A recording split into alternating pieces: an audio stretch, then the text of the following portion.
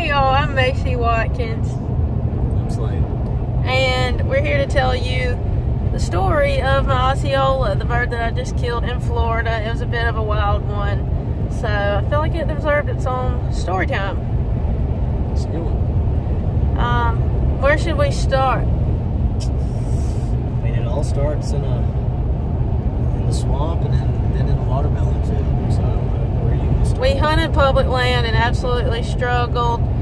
There's so many people there, and it was very wet, so most of the walk was through knee-high water. We eventually lucked up and got on this private piece, a watermelon farm, because he knew the people who took us there. And we went out to Mexican with them one night, and I didn't know who we were meeting for dinner. I was like, Slade, who are these people, and why are we eating with them again? Well, I'm glad we did. I made two good friends, and he said, well, y'all can come to the watermelon farm tomorrow, and we can try them, see what we can do. So we got there. We set up in this little patch of woods, eventually busted some hens. Could have been a gobbler too, right? Yeah, I think one was a gobbler. A couple of hens for sure. Maybe one sounded a little bit heavier and bigger. Yeah, we sat down in the woods. We were trying to set up real quick, and they just flew off. They got the heck out of there. We were like, well, dang it. Of course, it was the first time hunting this farm, so we didn't know where they were going to roost. Our buddy had said that he thought that they did like roosting in that little clump of trees. We were just a little too close. We got all up in there. We just set up too close to them. But we heard gobbles right off the rip. That was, a very bright part of our morning, because really of our week, because we hadn't heard many gobbles that whole week. They were few and far between.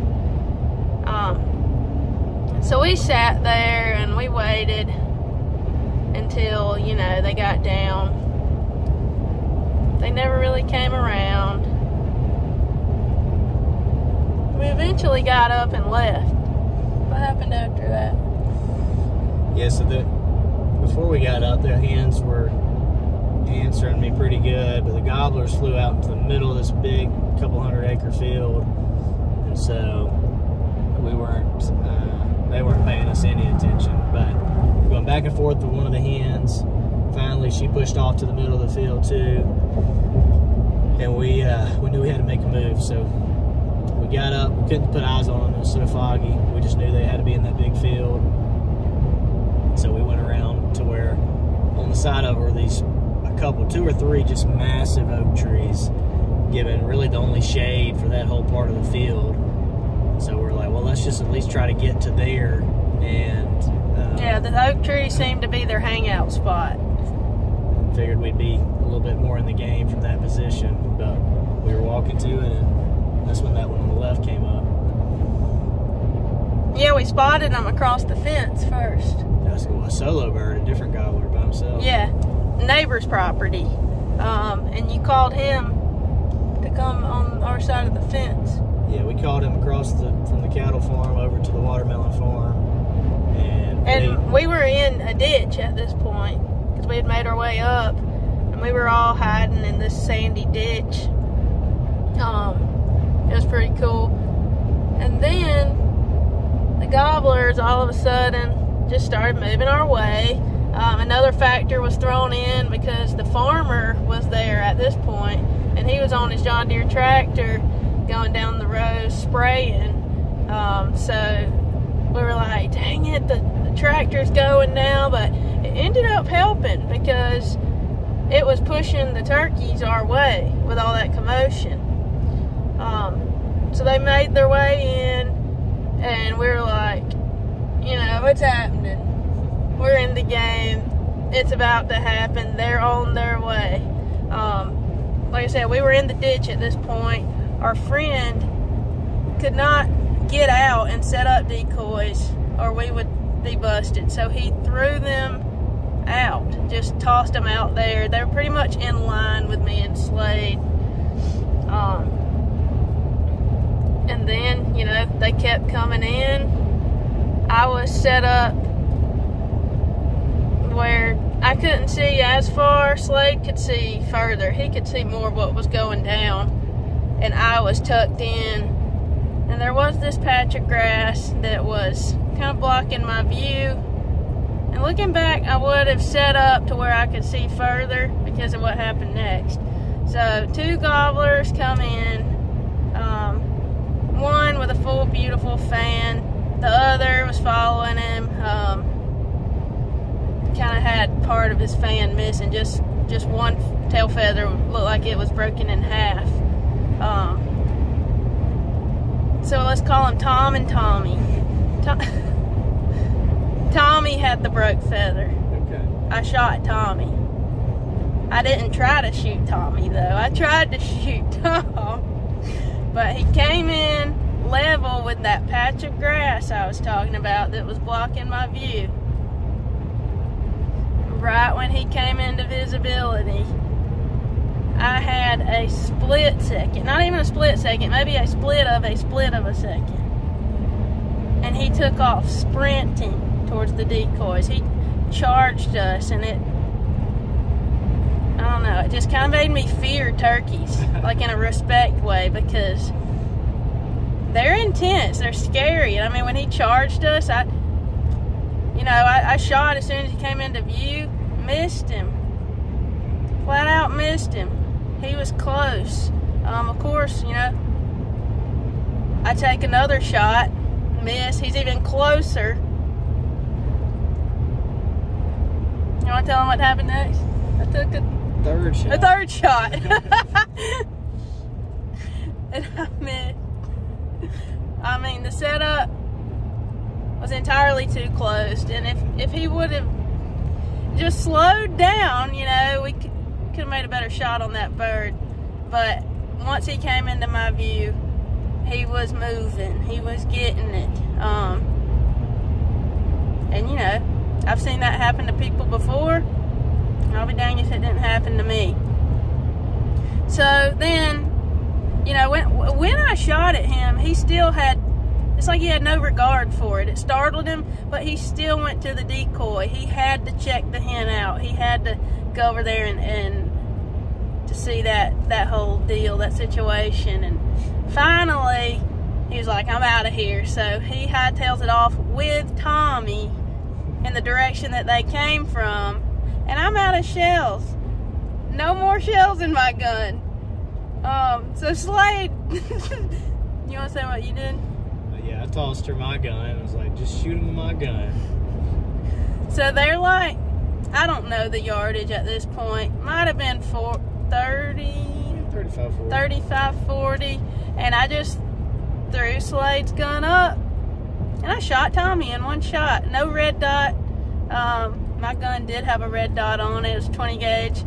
And I take Slade's gun, throw it up. I don't shoot his gun like ever. I've shot Clay's with it one time, but just threw it up and I got the job done on the 4th shot. I've missed turkeys in my time. Everybody has, and if you haven't, I guess you haven't shot at enough of them, but it happens. I mean, in the heat of the moment, you never know what could happen. Turkeys are just crazy animals, but I'm thankful we got it done. I mean, we laughed and laughed. I can't believe it happened that way. After the difficult week that we had, and I almost let that opportunity slip through my fingers, morale would have been so low, but we got a bird. We got an Osceola. That's very important to me because I do want to do my slam this year and kill all 4 subspecies, Osceola being the first. I'm thankful it went down that way because I learned to not set up with that kind of visibility. I need to set up better because if I would have sat where Slade did, I could have seen a lot further and maybe made a shot before he got to moving so fast. What do you think, Slade? Yeah, I mean, I think too, I like to, if they're coming in hot and heavy, I like to yelp at them real hard and see if they'll gobble right in your face before it's all over.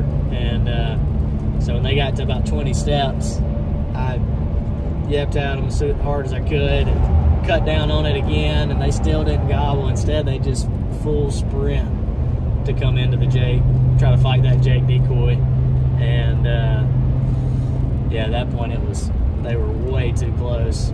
You know, with that setup, we didn't make it all the way to the big oak trees we were trying to make it to. We made it to one little small one before we were just in a pinch, so we had to just hide as best we could. And you know, yeah, we had to do what we had to do. We didn't have much time or like anywhere else to hide. I mean, we're in an open watermelon field.